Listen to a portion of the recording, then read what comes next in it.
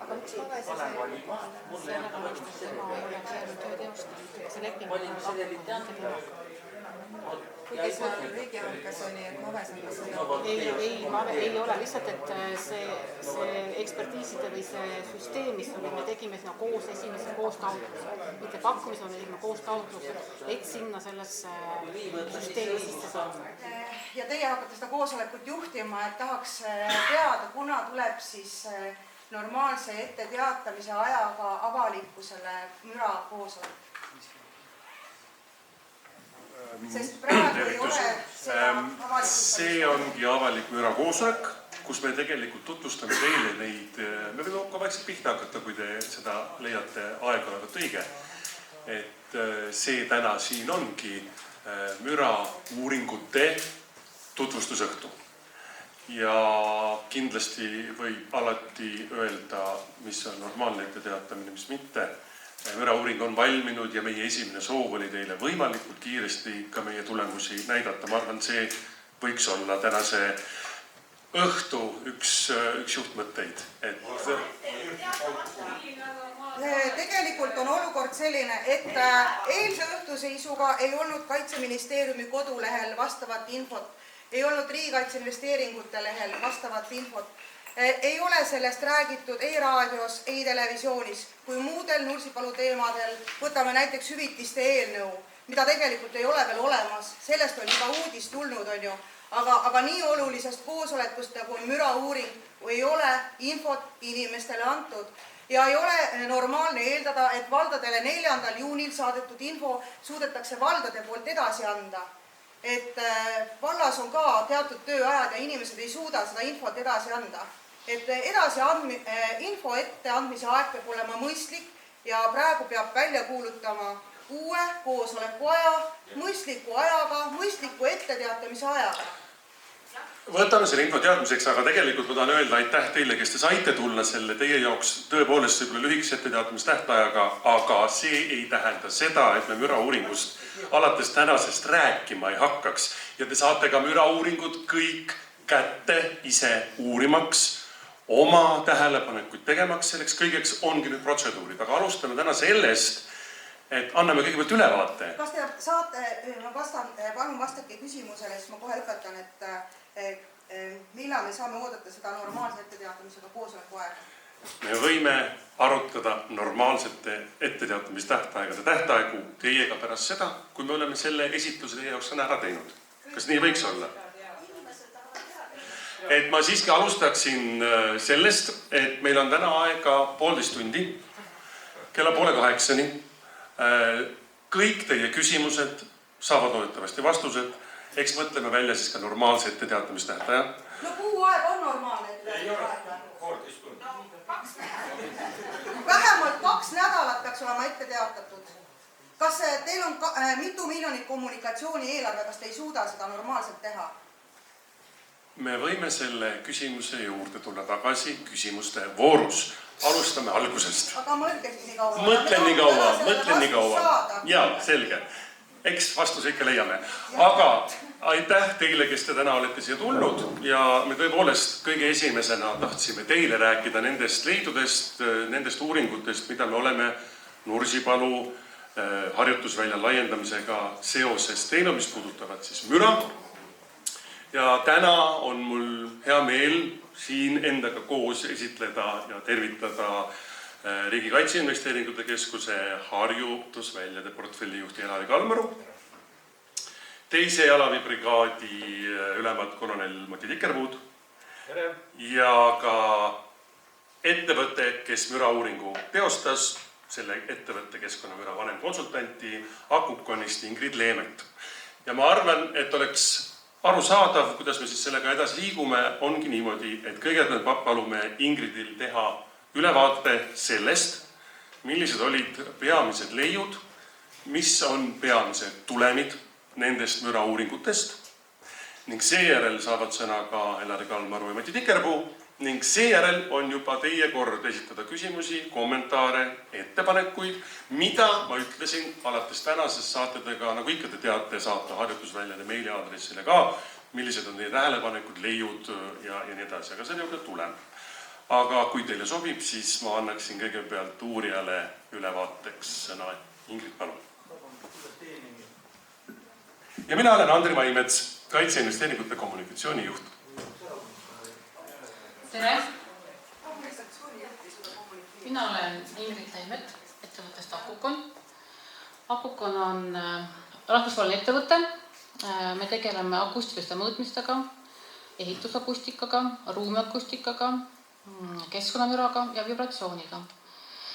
Ja meie peaettevõte või emaettevõte asub Soomes. Meil on piiriülene akrediteering, mis tähendab, et meil on akrediteeritud mõõtmislabor. Ja meil on ühine kvaliteedisüsteem, ettevõtte kõik, kes meil selles ettevõttes on, mis tähendab, et mis kindlustab seda, et me teeme kõiki asju ühtemoodi. Selles töös oli meil ka koostöö Soome ekspertidega, kes on teinud Soome kaitseväele mitmeid militaarmüra uuringuid, mõõtmisi ja sealhulgas ka juhendeid. Et selle töö eesmärk oligi militaarmüra regulatsiooni põhimõtete järgi teha müra uuringuid. Kokku me tegime 3 tööd. Esimene on siis Nursipalu harjutusvälja arendusplaanide järgse olukorra müra uuring. See uuring on kokku 33 lehekülge ja kokku me tegime 62 kaarti. Siis me kaardistasime Nursipalu harjutusvälja 2023. aasta olukorra, mis siis põhines 2023 kasutuskoormuse andmetel. Ja see töö on mahuga 15 lehekülge ja kokku 10 kaarti. Ja kolmandaks oli siis selle 2 eelneva töövõrdlus, mis on siis 2023 versus arendusplaanide järgse olukorra kohta. Seal on olemas meil võrdluskaardid, mis näitavad siis mõlemat olukorda. Ja lisaks me võrdlesime siis ka müratsoonidesse jäävad, mis on need pindalade suurused ja mis on need eluühiskondliku hoonete arv nendes tsoonides. Ja need on tehtud arvutuste teel, koosnevad seletuskirjadest ja müraleviku kaartidest. Selle töö raames ühtegi mõõtmist tehtud ei ole. Mõõtmisandmed on nii palju kasutatud ainult, kui on relvade andmed. Keskkonnamüras peetakse arvutusi peamiseks töövahendiks. Kui on head lähteandmed, siis need on usaldusväärsemad kui mõõtmised. Ja olukorras, kus meil ei ole seda objekti võib-olla väljaarendus, siis arvutus on peamine vahend, kuidas saada teada üldse, mis olukord meil tulevikus on. Mõned mõisted, kuna töö on keeruline ja müra koosneb väga palju detailidest, siis on ka siin ära väljutatud kõige olulisemad mõisted, mis meie töödes läbi käivad. Müra kui selline on inimest häiriv või siis meie heaolu kahjustav. Ja me mõõdame ta detsibellides, mis on siis selline helitugevuse mõõtühik. Kui me räägime keskkonnamürast, siis me räägime A-korrigeeritud ekvivalentsest müratasemest. See on seotud sellega, kuidas inimese kõrv helisid tajub. Et me tajume need helide muutusi suhetena. See ei ole lineaarne skaala, mis ühtlaselt tõuseb, vaid me pigem räägime siin logaritmidest ja me räägime eksponentsiaalsetest suurustest. Ja seetõttu inimese kõrvana me suudame siis nii palju häält kui ka sosinat kuulata üheväärsena. Ja ongi leitud, et saa korrigeeritud helirõhu tase, et see vastabki meie kõrva kuulmisele. Siis keskkonnamüras me räägime sellisest mõistet, nagu on päevane ajavahemiku müra hinnatud tase. See on siis pikaajaline hinnatud tase. Päevane ajavahemik on kokku lepitud, see on 16 tundi, hakkab hommikul kell 7, lõpeb õhtul kell 11. Ja seal on arvestatud tehtud parandusi, kuna militaarmüra peetakse näiteks võrreldes liiklusmüraga häirivamaks 12–15 detsibelli, siis sinna on see häirivus ehk see impulssmüra korrektsioon sisse arvestatud. ja me saamegi sellise päevase müra hinnatud taseme. Ja seda koostatakse meil nii liiklusmüra puhul kui tööstusmüra puhul, kui ükskõik mis keskkonnamüra hindamisest me räägime. Siis väga oluline mõiste on heli ekspositsiooni tase. Me räägime kas siis C-korrigeeritud või korrigeerimata helisutasemest. C-korrigeeritud näitab meile seda, et see on madalsagedusliku müra osakaal on seal sees ja korrigeerimata on see, et seal ei ole tehtud korrigeerimisi. Ja militaaris ongi üks müra sündmus on meil kas lask või tabamus ja üldjuhul see jääbki sinna 1 sekundi sisse või alla, aga see mõõdetud vahevikku, mis me saame, kui toimub üks lask, siis me selle taandame 1 sekundi sisse. Ja see annab meile sellise võimaluse, et me saame neid erinevaid relvi või erinevaid tasemeid üksteisega hästi võrrelda. Seda sama võimalust näiteks kasutatakse ka siis, kui võrreldaks näiteks 2 erineva rongi möödumist. Siis saab ka tagasi arvestada heli ekspressiooni taseme ja see näitab paremini heli kõrgus või seda sündmuse taset, näiteks kui maksimaalne tase. Siis on mõista nagu tipphelirõhutase, et see ongi C-korrigeeritud kõige kõrgem tippväärtus. Militaarmüra puhul on väga oluline, me räägime impulsshelist, et see ongi selline väga lühiaegne, kiire heli purse või helisööst, mis üldjuhul kestab 1 sekund natukene alla. Kui me räägime raskerelvadest, siis seal on ka väga oluline madalsageduslik heli, mida siis näitab C-korrigeeritud tase. Natuke ka siis militaarmüra hindamised, kuidas see käib.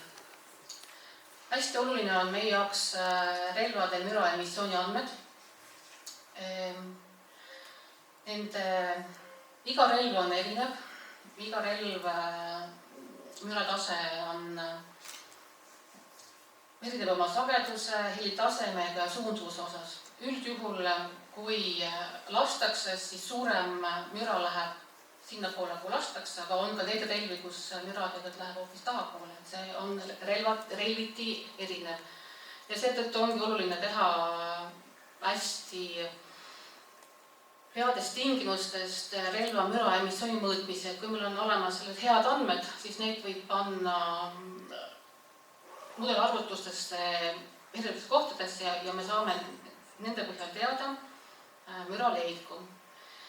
Lisaks relvade on väga oluline teada kasutuskoormust, mis on relvad asukohad, kus nad asuvad, mis on nende laste kõrgus, mitu lasku tehakse päevas, kus asuvad tabamused. Et need andmed on ka olulised, et teha arvutusmudelit. Lisaks pannakse need relvad asukohad ja tabamuste asukohad maastikmudelisse. Maastikmudeli andmed me saame Maa-ameti lehelt, kõik hooned, teed, raudteed ja muu vajalik info ja koostatakse üldist keskkonnamüra arvutuse meetodit 96132, see on rahvusvaheliselt kokku lepitud. Ja siis tehakse parandused vastavalt siis iga relvatüübile eraldi, kui palju lastakse, mis on sajavahemik ja häirivus. Pannakse impulssmüra korrektsioon ja saadakse sellised parandused, mis sisestatakse mudelisse.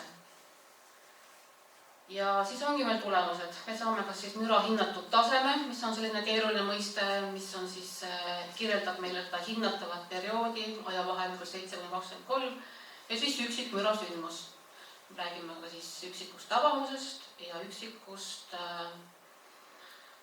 sihtmärgist tabamusest, sihtmärk ja laskmisest. Nüüd nõuetest natukene, et meil on olemas militaarmüra regulatsioon. Seda uuendati aastal 2019 ja seal on kehtivad soovituslikud normtasemed müratundlike objektide juures. Objektid, mida me käsitleme müratundlikena on elamud, hoolekandeasutused, tervise- ja laste- või õppeasutused. Kui meil on siis tegemist väikese suure kaliibriste relvade puhul müra hinnatud tasemega päevasel ajal, siis müra kriitiline tase, mida me vaatame 65 detsibelli. C see sisaldab juba ka seda impulsmüra korrektsiooni. Ja lisaks siis need üksikud mürasünnused, kui me räägime suulekaliibrist mürasünnutest, siis me vaatame, et see korrigeeritud heli eksponentsiooni taset, mis on siis taotlustase 100 detsibelli. Ja tehaksegi siis impulsskorrektsioon vastavalt sellele, millise relvatüübiga on mul tegemist. Kui mul on tegemist väikse kaliibrilise relvaga, siis lisatakse pluss 12 detsibelli. Kui mul on tegemist suure kaliibriliste relvadega, lõhkamistega, siis me lisame sinna pluss 15 detsibelli. Lisaks on võimalik hinnata ka ehituskahjustuste määra ja võimalikku kuulmiskahjustust, et on need kokku lepitud siis vastavad väärtused. Ehituskahjustuste puhul on siis korrigeerimata heli eksponentsiooni tase 125 detsibelli ja kuulmiskahjustus on siis helirõhu tipptase 135 detsibelli. Ja kui meil on teada siis C korrigeeritud tasemed, siis on vastavalt väärtused, kui me sinna juurde liidame, siis on võimalik hinnata, kas need on täidetud või ei ole. Siis siia juurde on toodud, mis nõuded on meil Põhjamaades. Kui meie rääkisime ühest päevasest, aktiivsest tasemest, siis Põhjamaades on leitud, et on parim norm on see, kui me leiame aastaringse keskmise ööpäevaringse mürataseme. Mis tähendab seda näiteks, et kui mingi harjutuspäev on olemas, siis me peame teadma, kui mitu korda see harjutuspäev aastas toimub ja siis me leiame selle suhe aasta tööpäevade ja siis selle harjutuspäevade vahel. Ta nagu teeb selle mürataseme terve aasta peale. Seda põhjendatakse sellega, et kui me räägime liiklusest näiteks, mis on pidev ja kui on pidev või regulaarne müra, siis see on ilmselt häirivam. Militaarmüra puhul on müra näiteks 20 päeva aastas või vahel 100 päeva aastas, aga muud päevad on siis vaiksemad. Ja see on leitud Põhjamaades ja ka Soome juhendis, et see on viis, kuidas me saaksime hinnata seda häirivust või kui häiriv see võib olla inimestele. Näiteks, et kui meil on aastaline keskmine müratase on 50 detsibelli, siis üldjuhul see ei põhjusta tervisemuresid või häiringuid. Kui meil on 55 detsibelli aastaline keskmine, siis see võib mingil määral põhjustada. Ja see ongi üks põhjus, miks näiteks Põhjamaad on läinud seda teed. Ja lisaks on siis ka Põhjamaades siis maksimaalsele müratasemele väärtused, nagu ka meil.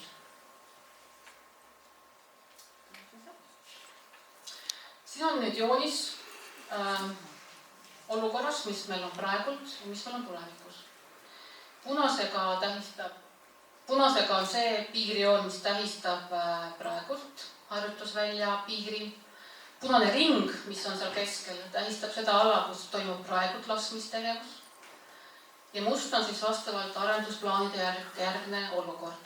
Et siis see väline piir on siis harjutusvälja piir.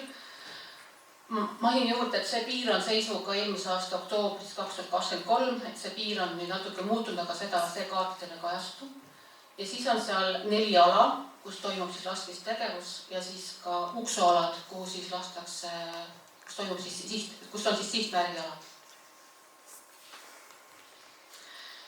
Ja nüüd on järgmised kaardistatud olukorrad.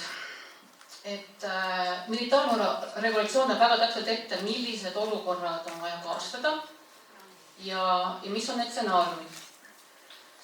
Üks stsenaarium on see, kus on meil selline tüüpiline päevane müra olukord. See on siis olukord, mida toimub kõige rohkem.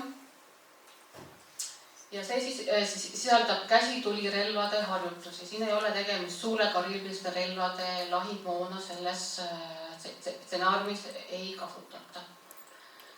2023 aastal toimus sellist väljaõpet 100 päeval aastas.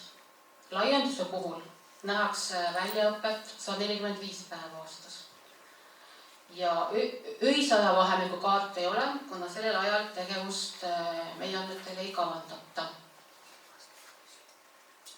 Teine stsenaarium on stsenaarium, kus on suurima lastugade arvuga harjutuspäeva päevane müra olukord.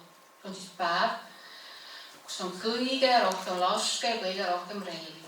Et see on see maksimaalne, kõige halvem olukord. 2023 aastal toimus sellist väljaõpet 20. päeval aastas. Laienduse osas lisandub selline olukord, kus on 2 stsenaariumit, on manööver läänest itta ja idast läände. See siis kirjeldab sellist olukorda, kui näiteks on kevadtorm Nursipalus. Seda kavandatakse aastas 1-2 päeva. Ja tegevused toimuvad siis sellel kogu alal, kõik see 4 ala, mis toimub, kogu sel alal toimub mingisugune tegevus. 3. stsenaarium on meil see, kui meil on suurima helivõimsusega ehk siis kõige mürarikkam relv ja mis teeb kõige maksimaalselt laskude arvuga päev. 2023 olid need relvad miinipildujad ja väljaõpet toimus 4 päeval aastas. Laienduse osas lisandub see liikursuurtükk K9 ja samamoodi oli seal, kaardistasime 2 stsenaariumit, ala 1 ja ala 2. Eks seal on siis pataljon nende relvade kaupa, mis on maastikul asetseb ja siis vastavad relvad arv. Ja seda kavandatakse kokku ka samamoodi 1-2 päeva aastas.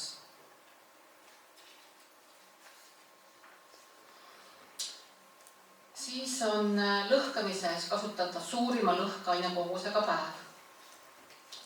2023 aastal oli suurim kogus 50 kilogrammi, ehk siis korraga lasti 10 kilogrammi, aga 5 korda. Sellist väljaõpet toimus 9 päeval aastas. Laienduse osas on 4 erinevat kohta, kus samuti lastakse 10 kilogrammi ühes asukohas. Ja neid kavandatakse 20 päeva aastas, kus kõiki neid lõhkamised ei ole alati suurima lõhkaine kogusega päevad. Lisaks me siis olid need üksikud mürasündmused ehk siis suure kaliibriste relvade üksikud lasud.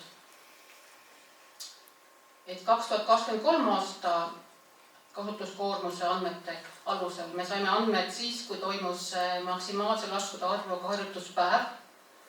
Relvad olid miinipilduja ja tankitõrjerelv. Laienduse osas on meil siis, on siis relva laskepositsioon välispiirile kõige lähemale punktist, see on siis üks halvimaid olukordasid kaardistatud. Ja see positsioonid ei ole saadud ühegi võimaliku manöövriga, vaid on lihtsalt, kus on see võimalik see relv asetseb. Relvad, mis me kaardistasime, olid miinipildujad, soomusmaisede pardarelvad, liikursüürtukk ja tankitõrjerelvad. Järgnevalt siis, mis olid siis tulemused? Kui me räägime harjutuspäevasest, tüüpilisest päevasest müraolukorrast, siis selle järgi on see normtase 65 detsibelli, see müra hinnatud tase päevasel ajavahemikul tagatud lähimate eluhoonete juures. Samamoodi oli tagatud ka aastal 2023 aasta kasutuskoormuse alusel. Ja lõhkamiste puhul on samamoodi 65 detsibelli normtase tagatud lähimate eluhoonete juures. Kui me räägime suurima laskude arvuga harjutuspäevast ja suurima helivõimsusega relva maksimaalse laskude arvuga harjutuspäevast, siis Nursipalu arendusplaanide järgselt on see normtase ületatud lähimate eluhoonete juures. 2023 olukorras oli meil suurima laskude arvuga päev oli normtase tagatud, aga kui me räägime suurima helivõimsusega maksimaalse laskude arvuga päev, siis normtase oli lähimate hoonete juures ületatud. Ja püüdsime ka leida sellise kauguse või kus on siis see normtase tagatud. Kuna harjutusala piir on selline nurgeline, siis kõige lihtsam on leida, et relvalaski positsioonist on ligikaudu 2500 meetri kaugusel see normtase tagatud ja sihtmärgiks 4800 meetri kaugusel tagatud normtase.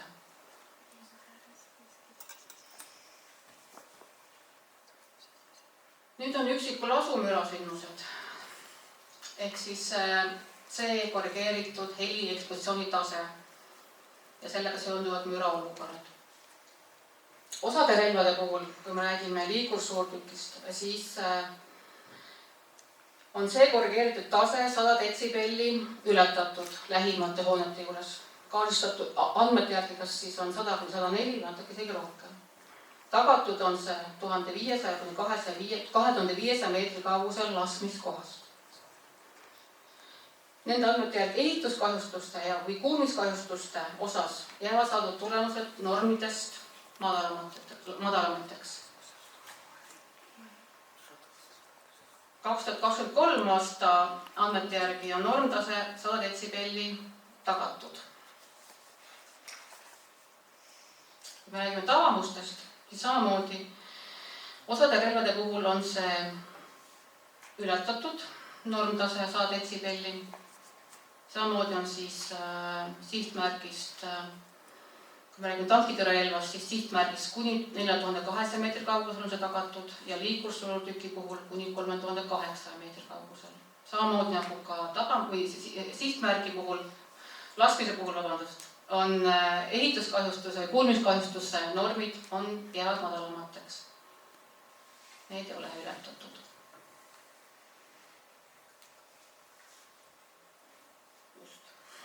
Lisaks me kaardistasime ka olukorrad koos leevendusmeetmetega. Olukord, kui näiteks liikursuurtükk või miinipildide laskpositsioonid asuvad madalamatel laskekõrgusel. Kui müraallikas on madalamal, siis ta ka levib mitte nii kaugele, kui ta on kõrgemal. Mida kõrgemal on müraallikas, seda kaugemal ta levib. Kui me võrdsime seda olukorda tavapärase laskekõrgusega, siis liikursuurtüki puhul vähenesid tasemed 1-2 detsibelli, miinipildide puhul 2-3 detsibelli. Lisaks me kaardistasime ka siis suurima helivõimsustasemega relva ehk siis K9, arvestades maksimaalset laskude arvu, arvestades madalamat laskupositsiooni, sellist olukorda. Samamoodi siis, kui neid kahte olukorda võrrelda, siis müratasemed vähenesid 1-2 detsibelli. Märkusega seda, et sihtmärgi mürataset see meid ei mõjuta, kuna sihtmärgi seda, kui ta lastakse tabamusel, siis seal ei ole võimalik seda madalamale müraallikat panna.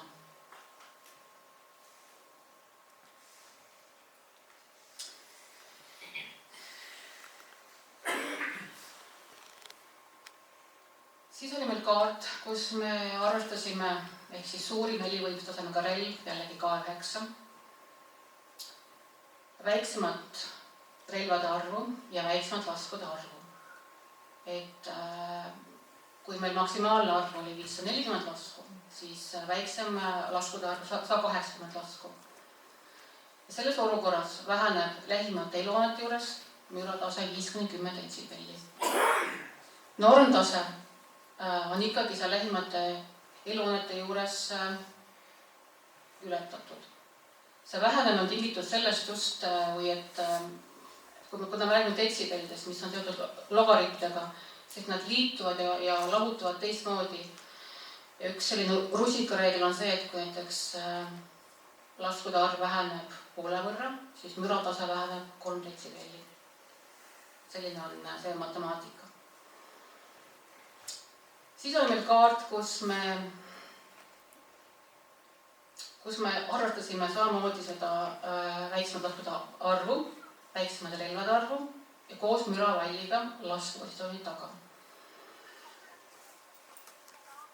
Arvutustulemuste järgi müravall vähenemist või sellist vähenemist eluhoonete juures ei ole, kuna tegemist on võimsate relvadega, see müra lihtsalt sealt kaardub üle.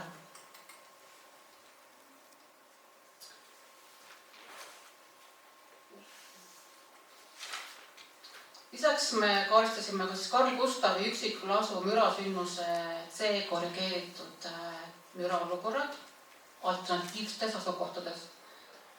kui tegemist on jää või sellise igikeltsiga, siis see on samamoodi nagu asfalt, ta peegeldab sellest mõttes, aga arvutused on jah sellised kergelt soodustavad tingimused, mis ma nimetasin.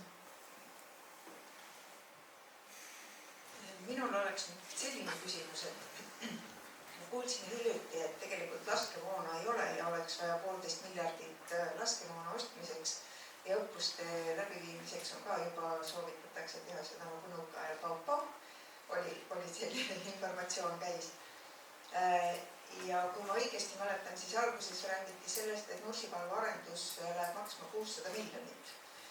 Et kas ei ole tulnud nagu vahepeal mõttesse see, et selle asemel, et teha liivalagendike, kus 30 meetri laiustel teedel mehed saavad roomikule peale ja maha joosta, eks ole, see on siis 2 või 3 Tartu-Tallinna maanteed.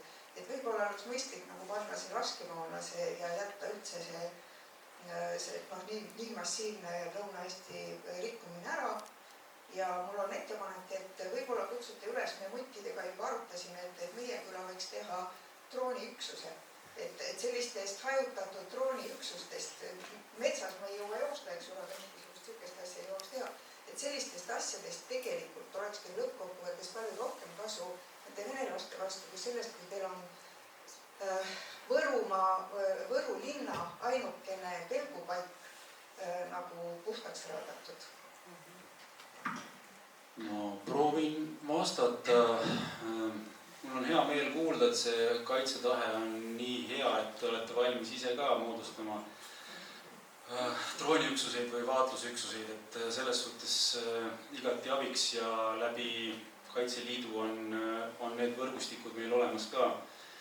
Aga Kaitseväel on ette nähtud oma drooniüksused ja neid me kavatseme kasutada sõja ajal ja selles suhtes peab arvestama, et need on ka nii-öelda legitiimsed sihtid vastasele sellisel juhul, aga meie õpetame oma sõdureid seda tegema ja võimalikult ohutult ka oma ülesannet täitma, nii et drooniüksustega meil nagu ei ole probleemi.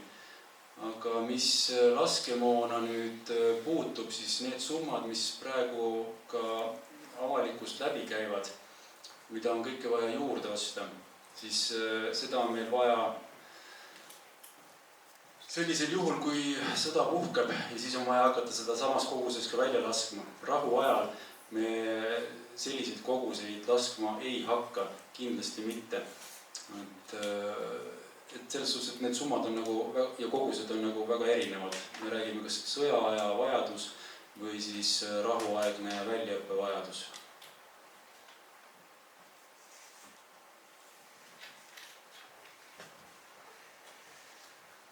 Küsin ka, et kuna ma jään ka päris lähedale äärde, siis et see müra sõltub ju päris palju ilmast, seda on ma ise, see on nagu kogenud. Et kui nüüd on arvutuslikud meetodid, siis kuidas mulle tundub natukene nagu, kuidas need kokku pannakse siis, sest mõnikord see koostab ikka väga hästi, mõnikord ta ei koosta. See on väga niisugune nagu ähmane asi. Siis üks asi veel, see on teine teema, aga siin nimekirjas ma ei näinud 155 millimeetriseid suurtükisid.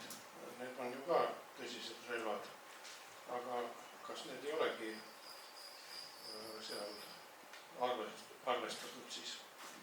Liiklusturtub K9 ongi 155 millimeetri. 155? Jah.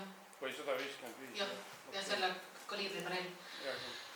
Vastab tõele, et teatud ilmastikoludes võib olla müra väiksem, või müra suurem tuule suunast ja kõikides muustest.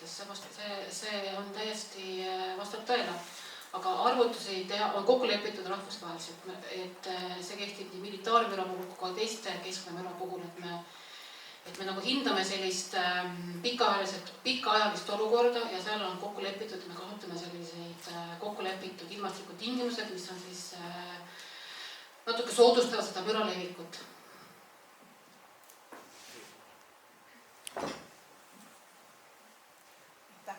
Küsin seda, et siin on öeldud, et see mõõtmine jätkub et mõõdetakse edasi. Ma ei tea, millal see harjutusväli siis täies mahus nagu valmis saab, 26, 25, et kui me nüüd edasi mõõdame seda ja me näeme, et see müra on ikkagi kahjulik või ütleme, müra ei lase normaalselt elada siin inimestel, mis siis edasi saab, et kas siis vähendatakse neid sündmusi või muudetakse midagi, et kuidas see nagu edasi läheb? Üks on see modelleering, mida me teeme. Siin täna läbi ka käinud, et miks me seda modelleeringut üldse teeme enne. Aga kui meil ei ole harjutusväli valmis, siis ainukene lahendus müra hinnata ongi modelleerimine. Nüüd meie ülesanne on kontrollida, et see modelleering, mis on tehtud, et reaalsete mõõtmistega oleks nad siis sarnased. Nüüd, kui mõõtmiste puhul näeme, et tõesti kuskil on müra olukord välja kannatamatu, siis me peame mingit korrektuure tegema. Ega seal ilmselt muud lahendust ei ole. Kolonel Tikerpuu võib mind täiendada välja kannatama. Ja no mõningaid maandusmeetmeid siin juba kajastati, on ju. See taandub sellele, et laseme vähem, katsume leida need laskepositsioonid kaugemal eluasemetest, aga kuskilt maalt tuleb siin ka piir ette. Selles suhtes jääb alati mingi miinimum, mida me peame väljaõppeks välja laskma. Võib-olla see ei ole siis 180 lasku, kui me räägime suurtükkidest. Võib-olla see on siis pool, eks me peame hindama oma seda väljaõppe vajadust, aga kindlasti see ei saa nulli kukkuda. Vastasel juhul ei ole ju ka mõtet. Nii et, aga ma arvan, et siin oleks mõistlik nagu ära oodata näiteks kas või selle testlaskmise tulemused. Et mul on endal pigem nagu positiivne kogemus circa 15 aastat tagasi, kui olid need õhutõrje laskevälja tegemised, siis oli täpselt sama kartused, et see müra on väga suur, vibratsioon on suur. Me räägime nüüd sellest Rutjast, kus lastakse nii õhutõrjekahurid kui ka on suurtükke lastud. Ja pandi andurid külge majadele, lähedal olevatele akendele, mõõdeti müra positsioonil erinevates kohtades külades ja pärast need tulemused olid tegelikult paremad, kui me arvasime, ütleme niimoodi. Et selles suhtes ma arvan, et on igati positiivne testida, vaadata ja siis teha need järeldused, kas me peame veel vahetama, valima teisi positsioone või kust positsioonid, kui palju me lasta saame. Kaitsevägi on harjunud piirangute tingimuses tegutsema ja meie huvi on ka, et mitte häirida kohalikke nüüd nagu ülemäära. Me saame aru, igasugune müra on häiriv. Kõiki häirib, loomulikult, arusaadav. Aga mingid asju meil on vaja teha siin Eestimaal, enda kaitseväe. Ma küsin üle siis, et kui nüüd selgub, et laskeväli on valmis ja need müra on ikkagi oluliselt suurem, kui me arvasime ja häirivam, et siis võetakse kasutusele täiendavad meetmed ja vaadatakse kõik see üle. Lihtsalt või pigem ei. Ja teine, mul on nii palju küsimusi, aga ma tahan anda siin edasi, kõik teised tahavad ka küsida. Küsin seda, et millalgi oli juttu sellest, et kõhu laseb ka väljaspoolt seda harjutusvälja, et kas see on ka veel jõus, kui seda enam ei ole? Ja ma isiklikult olen skeptiline, et kui nüüd pärast harjutusvälja valmistamist oluliselt hakkab müra tõusma, nagu mina kuulsin seda esitlust, siis ma saan aru, siin on juba liidetud juurde igasuguseid koefitsiente ja ilmastikutingimused on kogu aeg soodsad selleks müra levikuks ja sellepärast ma ütlengi, et vaatame need testlaskmised ära ja siis saame selle pealt nagu edasi minna, ei tõttaks sündmustest ette. Kas tõesti ei ole neid 155 laske siis tehtud, sest siin mõned kuud tagasi oli olukord, kus mul maja rappus, aknad klirisesid ja ma mõtlesin, ma ei saanud aru, mis toimub, ma mõtlesin, et keegi peksab vastu maja. Ja siis ma kuulsin, et oli testitud 155, et kuidas see mõjub linnale. Kas see vastab tõele see jutt, et juba 155 oleks testitud? Kindlasti mitte. Aga mis need paugud olid, sest nii kõva pauku ei ole olnud varem ega hiljem ja mulle öeldi, et tehtigi 12 lasku. Mina ei tea, et Eesti Kaitsevägi oleks siin testinud sellist relva. Ei ole olnud. See nõuaks ikkagi erilisi kooskõlastusi. Aga kui te ütlete selle kuupäeva, millal need laskmised olid, siis see andmebaas on meil olemas, mis laskmised on nagu toimunud ja seda saab nagu tagantjärgi vaadata, et mida siis täpselt lasti. Ja kas üldse, eks siis paistab. Mul jäi enne vastamata see, et kas on see väljaspoolt harjutusvälja suurtükkide laskmine ka veel nii-öelda laual. Mõtletakse, et on jah, aga see nüüd sõltub, kas me saame kooskõlastused. Et selleks meil on vaja küsida luba ja ilma loata me seda teha ei tohi. Kellelt te küsite luba? Me küsime kohalikult omavalitsuselt. Sõltub, kuhu me selle positsiooni nagu ka vaatame. Et kelle maa peal see olema hakkab ja kes seal läheduses on. Et seda mul täpselt koordinaati teile anda ei ole praegu. Mul on nüüd kõigepealt üks täpsustav tähelepanek, et te ennem ütlesite, et te olete arvestanud alusandmetes, et 2003 aastal toimus väljaõpet 100 päeval aastas. See ei vasta tõele. Neid päeva oli raudselt rohkem. Ja et laienduse väljaõppe kavandatakse 145 päevale.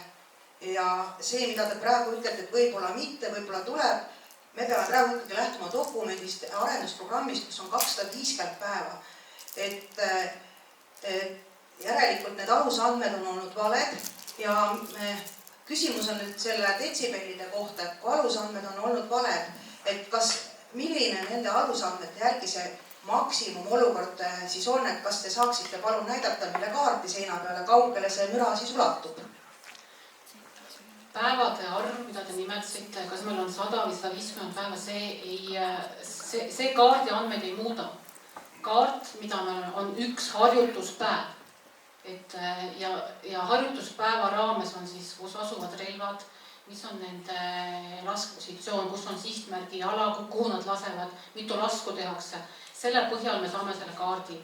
Ja lisaks on siis lihtsalt lisainfosna näiteks, et sellist harjutuspäeva, nagu me oleme see tüüpiline harjutuspäev, on tulevikuks 145 päeva sellist päeva. Aga palun näidake siis meile seda kaarti.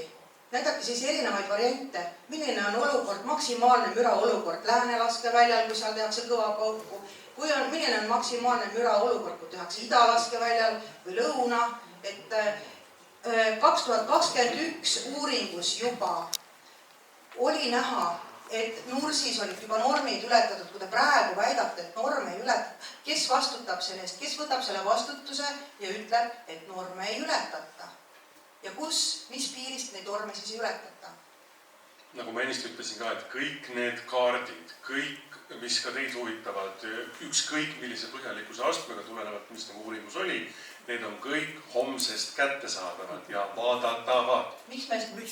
Te lubasite 6. oktoobril meile oktoobri lõpuks müra uuringut. Peale seda muutsite lepingut, tegite tegelikult modelleerimise, sest ilmselt tulemus ei olnud sobiv. Siis tegite veel ühe lepingu. Et miks te hämate inimestega, miks te ei räägi ausalt, mis teil viga on? Te olete ametnikud, te olete meie palgal, te peate olema inimestega ausad. Rääkige nii, nagu asja näidate meile tegelikult olukorda. Valmis 3 uuringut ja nende müra modelite kaardid on homses avalikud ja see ongi minu vastus. Palun näidake seina peale. Miks te täna näitate? Näidake meile palun.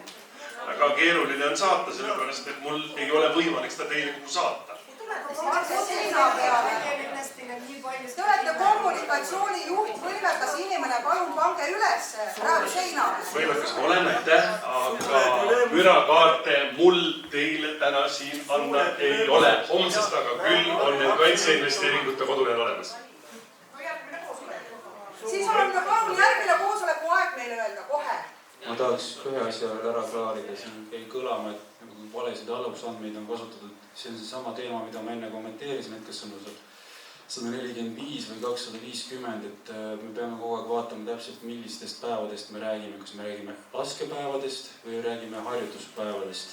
Et harjutuspäevi on 250 ja igal harjutuspäeval ei lasta relvadega, vaid see 145 on need päevad, kui siis lastakse. Et see on see oluline erinevus, et neid numbreid on vaja nagu eraldi hoida. Vabandust, ma ei taha segada vahel, aga see päevade arv on praegu ju ületatud, selles on asi. Harjutusprogrammis oli juba kirjas, et sellele 250 päevale lisanduvad veel liitlaste harjutamine pluss Kaitseliit. Kas seda on arvestatud? Pluss politsei. Politsei, kõik. Ma korra veel kommenteerin ikkagi seda eelmise aasta 100 päeva. See oli tüüpiline laskepäev.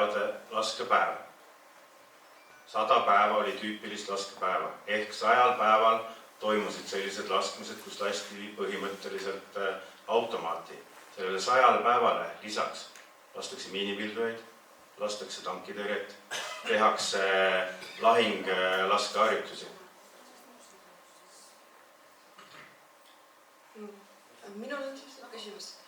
Töö teostaja seisukohta sooviks teada, et kuna see müraregulatsioon ei ole kuidagi ühegi kehtiva seadusega nagu ühendatud, et te olete hästi pikaaegne REKIK-i partner, et ma sooviksin praegu teada teie lihtsalt erapooletut seisukohta.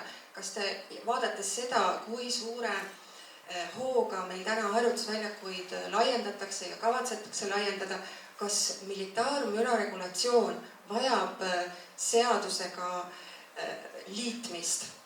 Teie kui tööteostaja täiesti erapooletut seisukohta, palun. Ei või jaa, hästi lihtne vastus. Ma jätaks siin vastamata. Aitäh, see on väga hea vastus. Nüüd pöördun teie poole, Elari Kalmar. Mul on teile üks küsimus, mis on täpselt samasugune. Nagu te näete, siis müra kütab kirgi ja kõik need probleemid tulenevad sellest, et Kaitseministeeriumi eestvõtmisel tehakse erinevaid määrusi, antakse välja seadusi väga suure kiirusega, aga üks asi, mis teil väga lohiseb ja mida on vaja, te peate selle müraregulatsiooni seadustama ja sellisel juhul on rahvas oma riigijuhtidega võrdsel tasandil. Meie ei pea taluma. Te olete praegu juhtival positsioonil igasugustes nendes lähteandmete andmisel ja meie peaksime justkui taluma. Isegi Ülle Madise kirjutas õiguskantsler, me peame taluma. Ei pea, eks ju. Kui te näete, et seaduses on mingi lünk, ärge palun kuritarvitage seda, vaid seadus peab muutma paremaks ja inimestele elamisväärsemaks. Te ei saa lihtsalt sõita üle. Ja kuna te praegu sellise hooga neid harjutusväljakuid laiendate ja need ei ole väiksed mahud, siis äkki te võiksite panna mõne ratta veerema ka seal.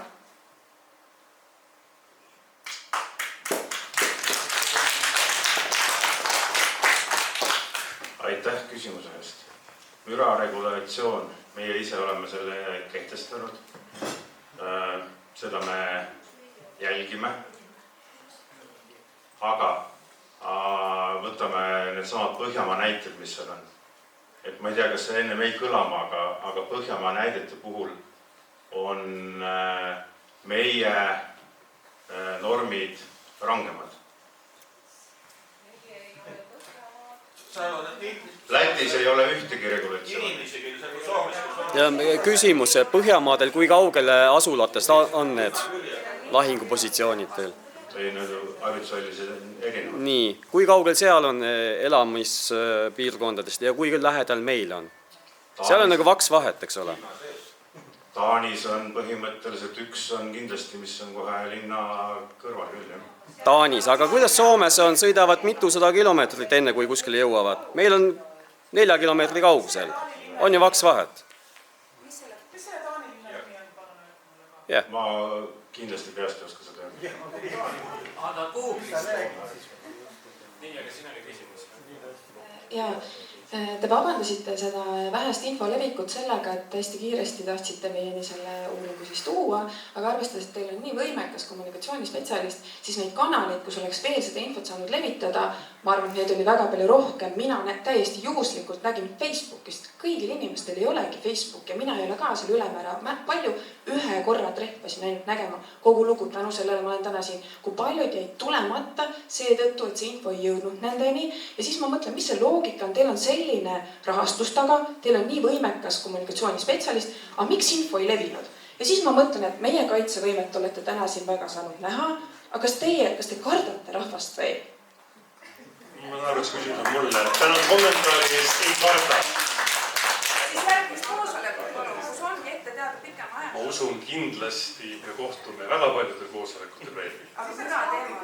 Kas see aeg tuleks kokku leppida? See aeg, müra koosoleku aeg paluks. Kindlasti müra tööd käsitletakse ju nendes keskkonnauuringutes, mida praegu tehakse Naturas. Ja see need müratööd on Natura üheks nii-öelda järgmiseks aruteluskohaks. Kas teil on võimalik tulla veel rahvaga kohtuma või on teil selleks mingid takistusi, et ei saa tulla rahvaga rohkem kohtuma müra teemal ja kutsuda sinna päriselt rahvast avalikult, et inimesed saaks küsida? Saaks enne ka materjalidega tutvuda ja selle põhjal nagu ma täna ka meie kohtumise alguses ütlesin, täna on esimene kord, kui me saame teile esitleda esimesi tulemusi, mis tähendab seda, et homsest nüüd te näete nii müra definitsioone, erinevaid arusaamu, selgitusi ja homsest saate te vaadata kõiki neid kaarte ka. Ehk et ka teil on aega väga palju veel juurde vaadata, esitada küsimusi. Ma arvan, see on mõistlik, et me räägime korduvalt sellest. Ühe päeva ja ühe õhtuga ei jõuagi me kõigest korraga aru saada. Ma arvan, see on okei. Pigem aja.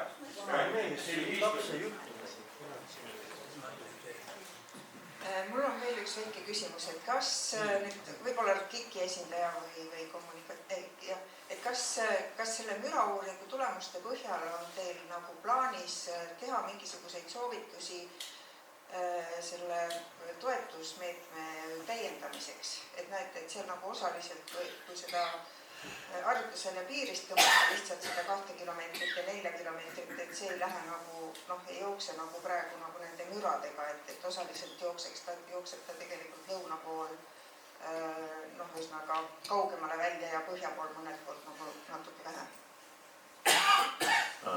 Hetkel ei ole. Aga kas te võiksite siit ettepaneku põhjal selle teha, sest see oleks ju loogiline, et ikka sinna antakse kompensatsioon, kus müra on, mitte sinna, kus ei ole. Jah, loomulikult ma saan ettepaneku teha.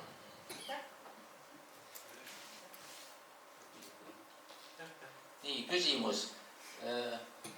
Kas juhtub sedaviisi, et meil kunagi oli juhus, et üks Hispaania rakett läks kaotsi ja kadus ära, et kui need, ütleme, üle välja laskmised hakkavad, kas mõni mürsk äkki kukub kuskile korstnasse kellegile? Aitäh. Eesti Kaitseväe poolt lastud mürsud ja raketid on alati läinud sinna, kus nad on pidanud minema. Liitlaste omad on ka lastud, mis on lastud ikkagi sihtmärgi aladele, sihtmärkide pilte, need on läinud täpselt sinna, kus nad on pidanud minema. Sellega ma ei näe probleemi. Aga Rantali vetsule siit kohalikud külamehed õhku? Seda mina ei tea. Üks märkus Elari Kalmarule, et see sama asi, mida räägiti, see toetuse asi, Regionaalministeerium tegi eilises 30.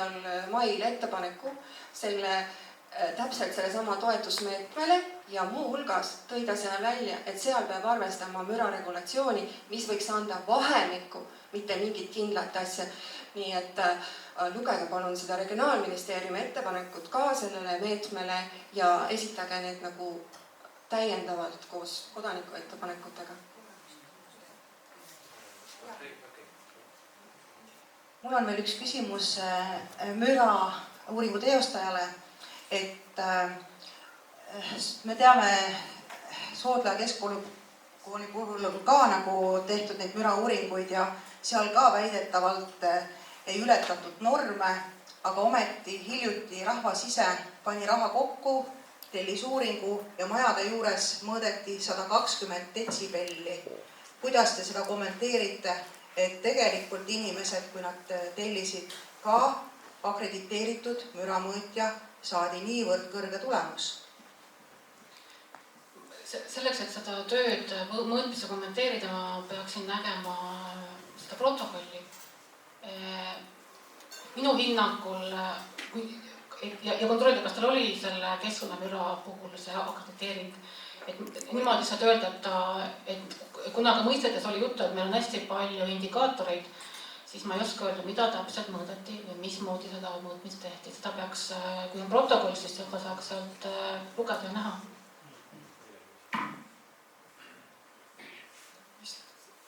Küsin ära, siis annan teile. Et üks praktiline ettepanek, et vallad saavad hästi tihedalt elanikelt tagasisidet nendel päevadel, kui on kõrge müraga harjutused, et kas koerad jooksevad ära või mingid probleemid. Et kas on võimalik teha mingi äpp või telefonilahendus, kus päev enne, kui on kõrge müraga harjutus, tuleb inimestele, kes on liitunud selle kas listiga või mida iganes, tuleb teavitus telefonile, et homme selline kõrge müraga harjutus toimub. See on lihtsalt ongi see parema teavituse ja hoiatuse mõistes. Jah, see äpi teema on tegelikult ju varasemalt ka meil läbi käinud. Kus me praegult oleme, on see, et meil tuleb, ma loodan, et nüüd suve lõpuks on ta juba valmis ka, tuleb tegelikult kaardirakendus, kus siis hakatakse reaalselt kuvama laskmiste algusaega ja lõpuaega. Kui me praegult vaatame neid kasutusgraafikuid, siis tihtipeale on seal, et laskmised algavad hommikul kell 8 ja lõpevad 23.59. Siis tulevik on see, et me hakkame laskmisaegasid võimalikult kell on saanud märgamatult 7:30. Ja me väga täname, et te võtsite vaevaks ka nii lühikese etteteatamisega siiski tulla ja küsimusi esitada. Ma ütlesin, homsest on need kaardid kaitseinvesteeringud.ee lehel olemas. Täna õhtuks loodame üles panna ka need tekstilised uuringud, et teil on kõik need uuringud olemas. Te saate neid lugeda, vaadata. Räägime mürast kindlasti veel. Täna oli alles algus, nii et harjutusvaljad @rkik.ee on ka see, kuhu te saate oma ettepanekuid ja oma tähelepanekuid esitada. Kõik teie tänased ettepanekud ja küsimused samamoodi võtame ju kaasa ja töötame edasi nendega. Aitäh teile! Kuna uus koosolek on? Te lubasite lõpus vastata. Ei, sellist lubadust, millel järgmine koosolek on meile andnud.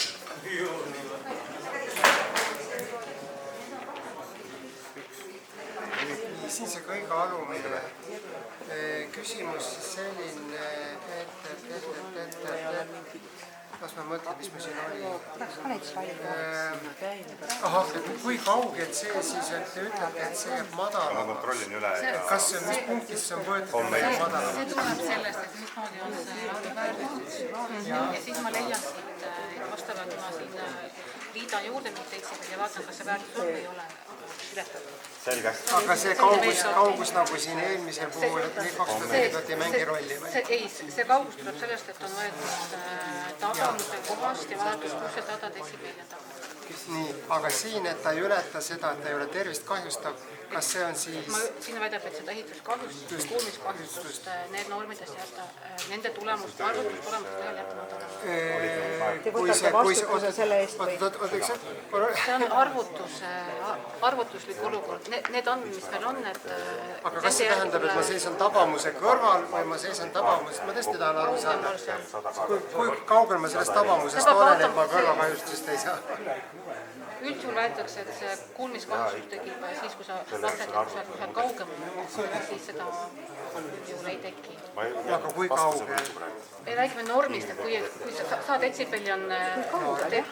Oleneb relvast, ma niimoodi, et meil on 62 kaarti oli, et see peab vaatama relva tüübi järgi. No aga kui relv teeb mingit teatavat müra, ütleme, teeb 120 detsibelli, nagu soodlas, kui seal mõõdeti. Soodlas, ma ei oska, ma räägin, et ma täpselt ei tea. Kuulmiskahjustuse norm on ju väiksem. Inimesel tekib see pidev tervise kahjustamine ju. Kuidas te saate väita, et ma ei oska öelda, mida soodsas mõõdeti. Tuleb näha protokolli, ma ei oska dokumenteerida. Kas me saame ka need slaidid, mis ajakirjanikele anti? Minul on ainult välja printud hetkel. No meile jäi vastamata. Need slaidid lähevad ka ju Ta küsis veepeegli järvede kohta, peegeldumise kohta. Kas teil oli arvestatud Vagula ja Tamula vesi, kuidas see peegeldus? Seda on arvestatud, aga kuna seal, mida kaugemal see harjutusvälja on ise väga suur. Kõige, kui see relv on seal, siis avaldab mõju see, mis on relva lähedal, mida kaugemal läheb, seda väiksemat mõju saavad, aga seal on Kas te ise saate ju aru, et relvi tuleb juurde, laskealasid tuleb juurde, relvad ja torud lähevad suuremaks ja teie väidate, et müra on väiksem? Ma ei ole väitnud, et müra on väiksem. Mina olen kaardistanud erinevad stsenaariumid. Mina olen töö teostaja. Mina ei ole, see ei ole minu vastutus. Teie ei võta mingit vastutust siis selle eest? Mina olen kaardistanud need olukorrad, mis on minul enda andmete järgi, mis on minul 20 mürapäeva aastas ja mis seal oli, on ju? 1-2 korda aastas suured relvad, nagu te enne tutvustasite, olete võtnud aluseks? Need andmed, mis on meil andnud, need on võtnud aluseks. Seal on vale sisend on antud, tegelikult on teile vale sisend antud. Aga kellele me pärast hagi esitame, kas teile või Kalmarule? Kas te saate oma sisendi, mis on teab ainult? Kas teil seal uuringus on see sisend, mis teile anti, see on ka teil olemas? See on olemas, see sisend, relvade andmed, laskesagedused, see on olemas. Siis on sisend olemas. See Natura hindamine või noh, ütleme see kogu see inimestele mõju, te ju ei väga Naturat teete peamiselt, eks ju. Et see on väga oluline asi, vaata. Et seesama asi, mis ma ennast ka ütlesin, et kui kaugel me oleme selles, et see militaarmüra regulatsioon saab ükskord seaduseks, et kas on mingi algel, kuidas teil nagu selle südametunnistusega lood on, et kas te ei saadete selle seaduse juures, seaduse tegemise juures, mõtle Nursipalu jaoks selle seaduse võtmisite 8 kuuga valmiseks ja kiire, mõtle kogu ministeerium tööle, kõik kirjutasid. Asi siis ära teha. Olete sellele mõelnud või? Ikka, aga kuidas see muudab nagu müra olukorda paremaks, kui see on nii-öelda see regulatsioon on seadus? Vaata, praegu olete te juhtival positsioonil. Sina annad lähteandmeid, sina kontrolli lähteandmeid, sina teed hanke, sina sõlmid lepingu, sina oled A ja O. Nii, aga mida see lihtne inimene peab tegema? Nagu Ülle Madise ütles, sa pead taluma. Nii. Ja vaata, asi on selles, et oleks see siis nagu alguse Nursipalu oli, eks. Aga sa ju ise tead, sa oled lõunaportfellide esindaja, sa tead, mis meil riigis toimub, sa tead, millise arenduse ja hooga te liigute ja sa näed, milline on rahva tagasiside. Ma arvan, et see koosolek, jääpoolt sul on palju teisi koosolekuid, kus sa käinud oled. Sa ju saad aru sellest, et kui meil on natukenegi võrdsed alused, et üldse midagi läbi rääkida, siis oleks kõik foon all, räägime ja meie hääl ei ole nagu hüüdja hääl kuskil kõrbes, vaid et see jõuab ühe mehe 2 kõrva vahelt pea sisse, on ju. Ja see, et ma siin praegu žestikuleerin ja võib-olla emotsionaalselt siin räägin seda, sellepärast, et sellest peabki emotsionaalselt rääkima. Sa tead väga hästi, kui oluline see müra ja vibratsiooni teema on. See ongi kõige suurem häiring, me oleme seda öelnud. Siis hakake tööle ka selle koha peal, et ei ole ainult kaitseväe. Saad aru, et need inimesed, kes lõpuks peavad seda riiklikku kaitsma, need on ka teie inimesed. Ja ka nemad peavad kuulma seda mürtsu, kui see hakkab Venemaa poolt tulema. Aga kui sa meie kõrvad oled siin ära, nagu häirib, ma tegin ennast all väga head musta huumorit. Tead seda noore pensionäri filmi? Nii, seal Joopold, eks ju. Noh, tal on see naine, kellega ta kogu abiellub seal, ja kui nad pannakse sinna seina äärde, siis ta ütleb, teate, minu mees kardab pauku. Nii, kui te lasete, siis palun ilma pauguta. Ma toon talle suhkruvett, eks ju. Mul on ka mees, kes kardab pauku. Ja te panete neile veel suhkrumaksu ka otsa, eks ju. Siis ma pean veel seda suhkrumaksu ka maksma, et seda suhkruvett alla tuua, eks ju. Et me hakkame ilmselt siin nagu seda suhkruvett rohkem tarbima. Võib-olla, kui pauku tuleb, eks ju, ja saab rohkem maksu ka võtta veel meedet, eks ju. Palun hakake tööle ainult enda seisukohast. See riik ja rahvas on osa teie kaitseplaanist. Mitte teie, vaid meie kõigi. Jaa, täpselt. Ei ole ju teie ja meie. Jah, aga praegu, kui see müraregulatsioon, mulle meeldib selle esimese müraregulatsioonis, kus on seal öeldud, et see loodi nagu rahva, ütleme, nurinate peal, eks ju. Nii, mis mind häirib on see, et esimene müraregulatsioon oli aladimensioneeritud. Seda ütles see 2019. aasta uue müraregulatsiooni hinnang. Kuidas ma tean? 2019, kujutate ette, mis on juhtunud? Täna me elame 2024. aasta lõpus. 5 aastat. 5 aastat on toimunud ja te ei ole võtnud vaevaks, vaadates seda, millise kiirusega Eestis käib harjutusväljaku laiendamine. Isegi te ei ole seda uuringut uuendanud, te pole värskendanud seda. Te pole pidanud seda isegi piisavaks. Miks see on põhjus? Ma pean kahjuks võtma Elariga ära, sest meil tegelikult on päris edasi vaja minna. Aga kas sa lubad mulle, et see asi hakkab liikuma meie mõttes? Mitte ainult. Ma luban täna seda, et seda regulatsiooni uuendatakse. Ja sa lubad mulle seda käsi südamel? Jah. Päriselt? Päriselt. No me jälgime teid.